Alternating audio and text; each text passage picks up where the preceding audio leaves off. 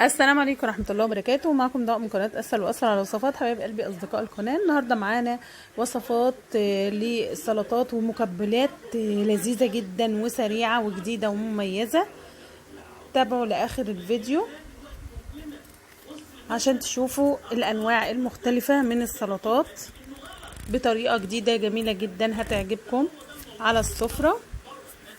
معانا هنا أول وصفة البدنجان بتاعنا، هنشويه على النار وبعد كده هنغطي عليه 10 دقايق وبعد كده هنقشره وهنقطعه بالسكينة بالطريقة دي كده. هنفرمه فرم ناعم بالسكينة وبعد كده معانا هنا علبتين من الزبادي،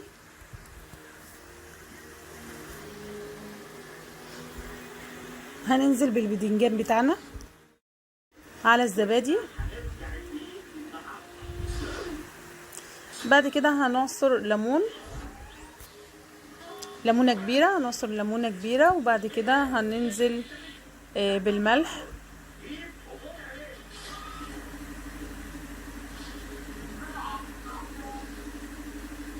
وفلفل اسود ومعلقه كبيره من الثوم المهروس، وهنقلب كويس جدا.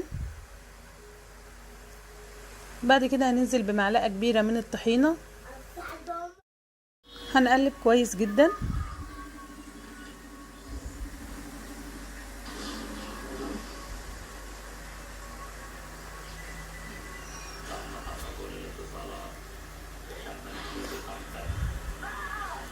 وبكده هتكون جهزت معانا وهنقدمها. معانا الوصفة التانية اللي بعد كده الحمص مسلوق وجاهز، هنضيفه في الكبة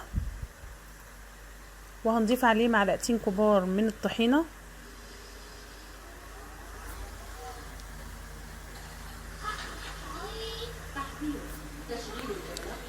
وهنضيف عليه 4 فصوص كبار من الثوم وليمونة كبيرة معصورة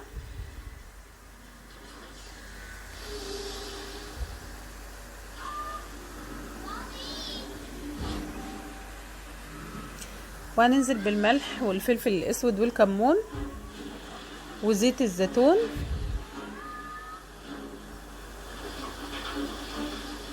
وشوية من الخل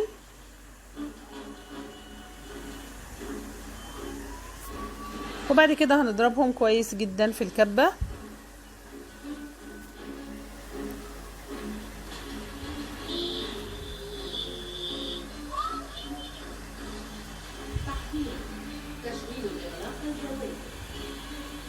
وبتبقى كده جاهزة معانا.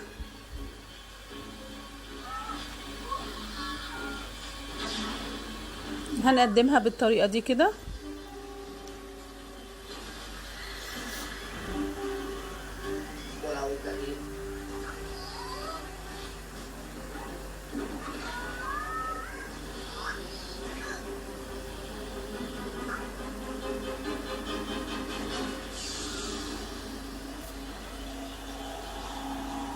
وهنزينها بورق البقدونس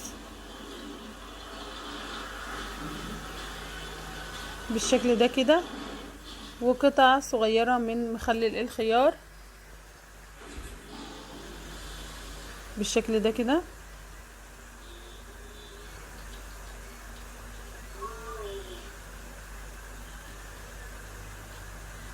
هرش عليها شوية من الكمون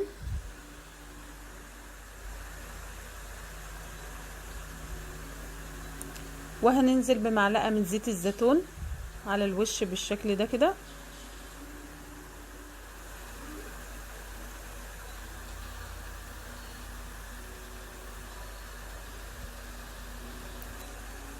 وهتتقدم كنوع من المقبلات او السلطات جنب اي اكلة. جربوها تعجبكم ان شاء الله. برضو الوصفة التانية الحمص مسلوق معانا وجاهز، هيتفرم كويس جدا وهننزل عليه بالملح وهيتفرم كويس جدا.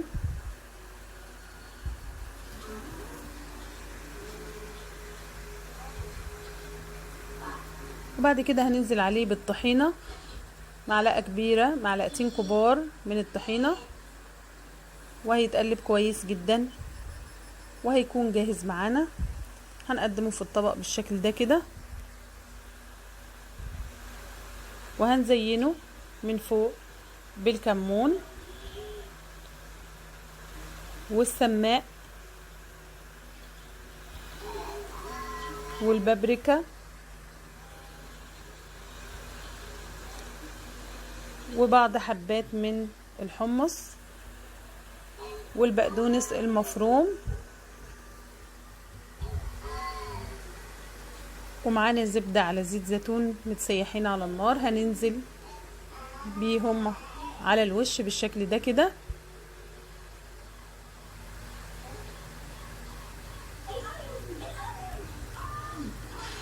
بيتقدم كده في المطاعم التركية، جربوه يعجبكم جدا ان شاء الله.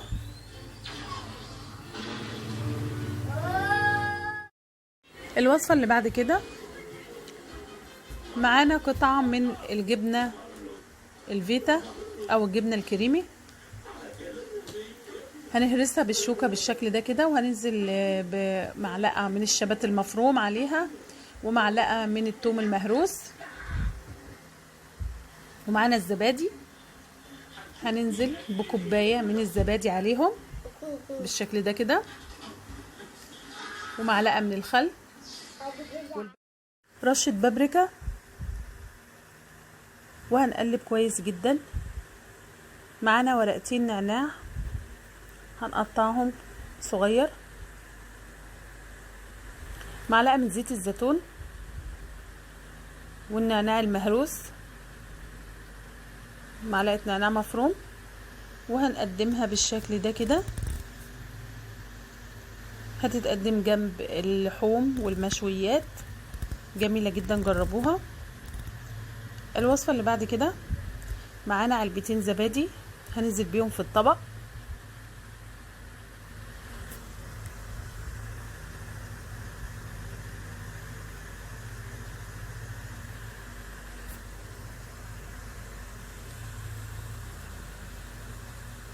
وهننزل بمعلقة كبيرة من الطحينة،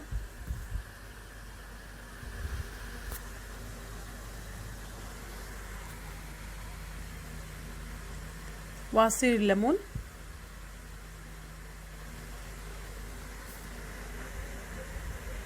رشة فلفل اسود،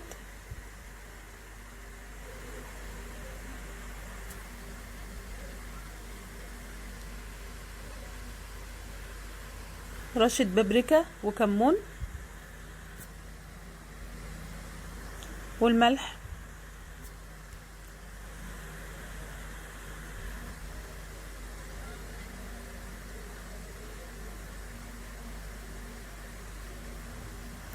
هننزل بمعلقة من الجبنة الكريمي ومعلقة برضو كبيرة من المايونيز،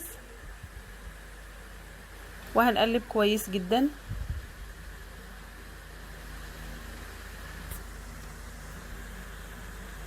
بالطريقة دي.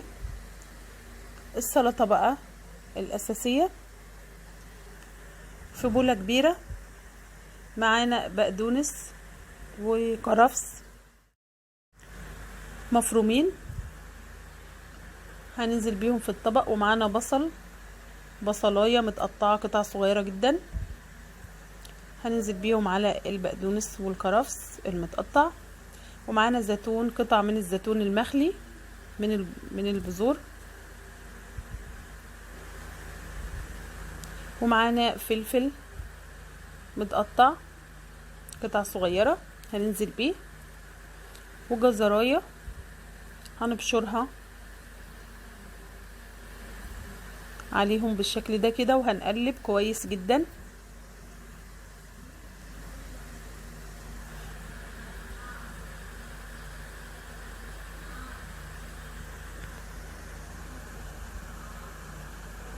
معانا هنا فاصوليا حمراء مسلوقة وجاهزة معلبة هننزل بيها على السلطة بتاعتنا بالشكل ده كده،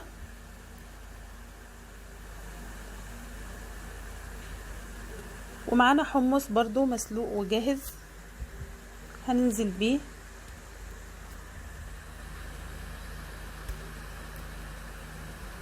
وهنقلب المقادير كلها على بعضها. ومعانا برضو الذرة المسلوقة الجاهزة هننزل بيها برضو.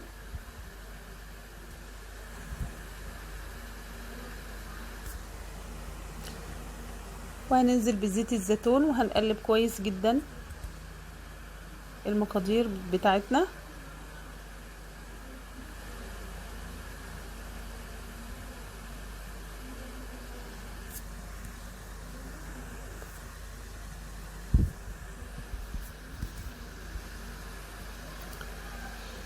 والصوص اللي عملناه دلوقتي صوص الزبادي هننزل بيه على السلطة بالشكل ده كده. وهنرش رشة فلفل اسود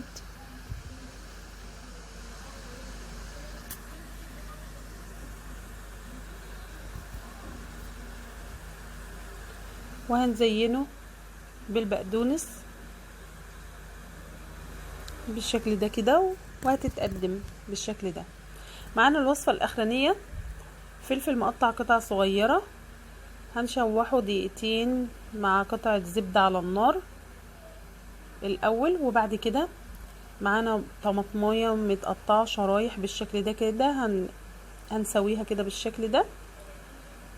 وفص من الثوم، فصين من الثوم مهروسين هننزل بيهم على الطماطم، وكمون وفلفل قصدي كمون وملح ورشة سكر بسيطة جدا على الطماطم كده. وهنغطي عليهم ونسيبهم على النار على نار هادية. معانا هنا بيض مسلوق هنقسمه نصين بالشكل ده كده.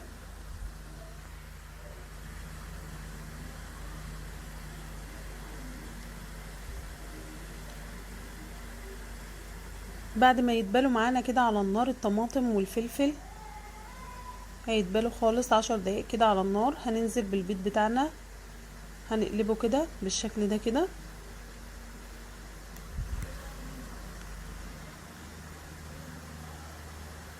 هنوزعه على الطماطم بعد ما دبلت خالص على النار بالشكل ده كده. ومعانا جبنة موتزاريلا هنوزعها ونغطي الوش كله بالجبنة الموتزاريلا بالشكل ده كده.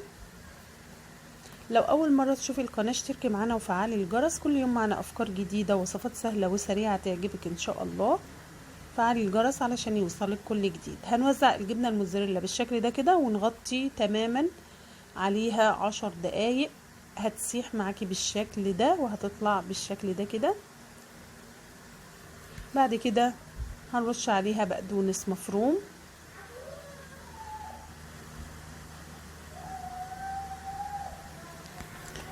وهنقدمها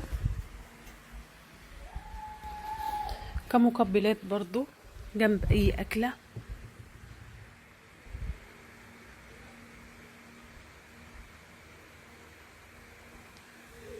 جربيها هتعجبك جدا ان شاء الله.